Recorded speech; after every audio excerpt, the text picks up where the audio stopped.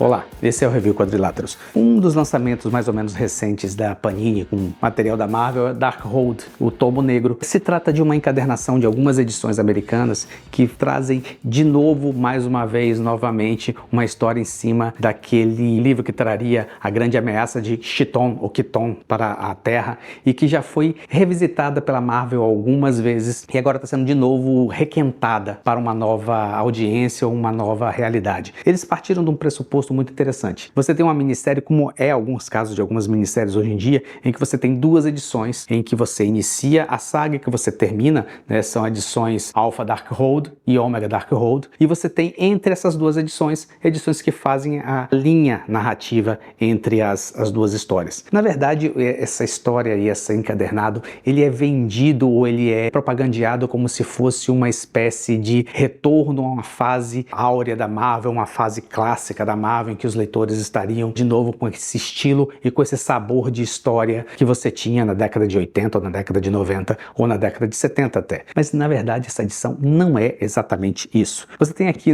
alguns autores, porque você tem algumas histórias de ligação, você tem a primeira história que começa a situação e a história final, como eu falei, que fecha. E você tem algumas edições de 5 personagens aqui, que é exatamente para você fazer a ligação. Você tem Homem de Ferro, Vespa, Homem-Aranha, Blade, Raio Negro, fazendo exatamente ligação entre os dois pontos. Cada um representaria um arcano ou uma figura que já teria sido eficiente ao enfrentar Chthon pela primeira vez e manter ele nessa situação de, vamos dizer, exilado do planeta Terra. E cada um desses personagens estaria representando um aspecto desses defensores originais. O problema é que para eles serem efetivos, eles precisariam ler o livro. E para ler o livro, você enlouquece. Eles teriam que ler uma parte do livro que não fosse grande o suficiente para que eles ficassem completamente loucos, mas ao mesmo tempo para que a loucura se instalasse na mente deles, para que eles pudessem ser os avatares possíveis de enfrentar esse demônio. E é a partir daí que essa história tem uma pegada bem clássica e ao mesmo tempo bem diferente. Cada uma dessas edições originais, separadas desses personagens,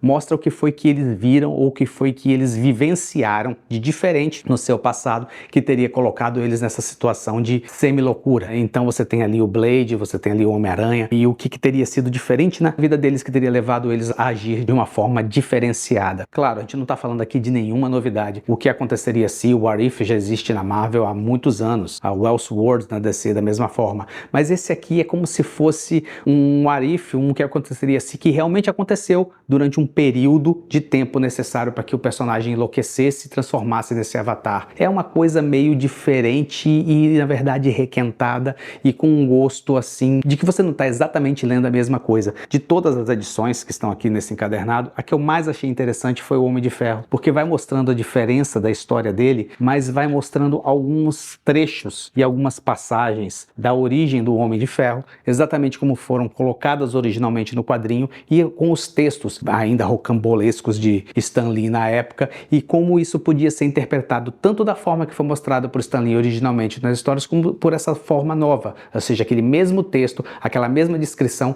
poderia descrever duas situações completamente diferentes e isso achei bem interessante. Do modo geral, a revista não traz grandes surpresas, você sabe que essa loucura dos heróis não vai persistir, você sabe que esse demônio não vai tomar conta da Terra, você sabe que tudo vai acontecer bem no final e ela não traz exatamente nenhuma surpresa nesse ponto. Ultimamente isso tem sido até uma coisa positiva nos quadrinhos, porque quando eles querem surpreender é algo que vai mudar para sempre a vida do personagem e que só muda durante 1 ou 2 meses, então eles não têm nenhum tipo de pretensão com relação a isso. A história acaba funcionando como uma diversão e como ela está completa nessa edição, ela acaba sendo redonda, né? Você não precisa de mais nada para entender isso aqui e se precisasse de mais alguma coisa, ela já estaria meio perdendo a mão. Digamos que o não tão interessante nessa edição é o preço dela, né? Pela quantidade de histórias aqui dentro, ela acaba sendo um pouco mais cara do que esses encadernadozinhos de capa cartão normais da banca. Em verdade, esse roteiro não é tão bom assim para se cobrar tanto, mas de qualquer forma é uma lufada de ar fresco, essa coisa diferenciada, ou uma história que não seja